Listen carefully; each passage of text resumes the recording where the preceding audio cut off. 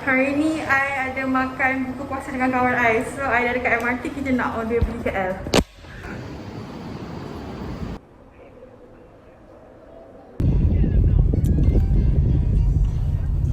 Good to be back, girl. Ketipak saya. Kau dah sanggup ke? Okey. Host ni tapi kena bayar lah. Bayar. Alah, lancar. Aku yang sikit. Next week. Next week.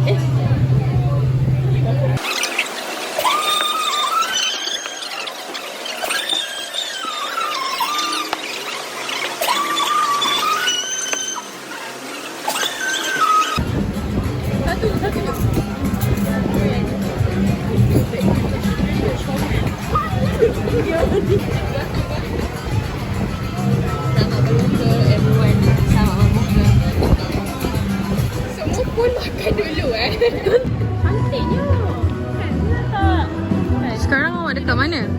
Saya sekarang berada di Paprika. So for your information, kalau tak tahu nanti baju rega ni boleh datang kat sini.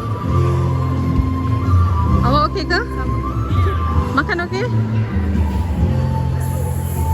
5/10. Kalau pada okey saya tu okey. Apa ni? Nabila, awak nak beli berapa pasang?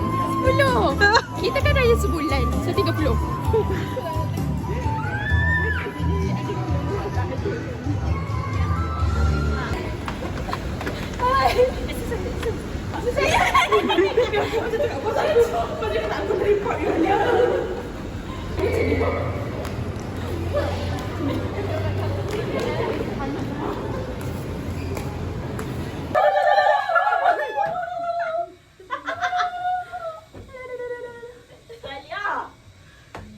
Kalau korang tengok, dia dah ada setting spray kat muka dia. Panas lah, aku tak panas ke? Berlincak dah titik aku. Sangkut dah ni. Tak bawa dalam kereta.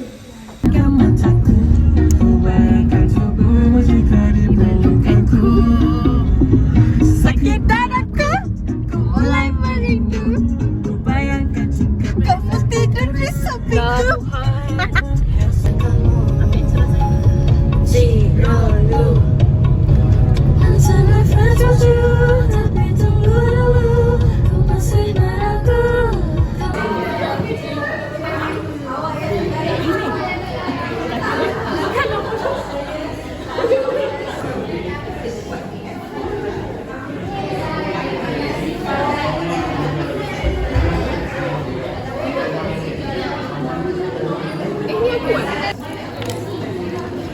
Dah terbuka dah. Buka lah.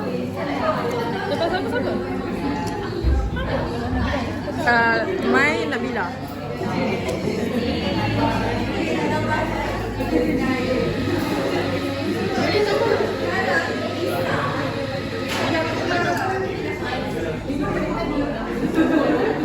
How is it, girl?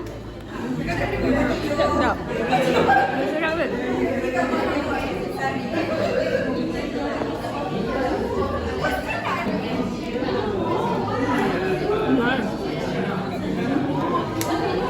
Bila? Sampai caramel. Cantiknya makeup awak. Terima kasih.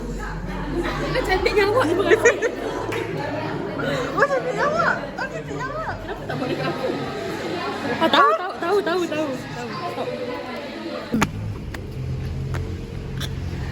Sejak Hot. ku bertemu.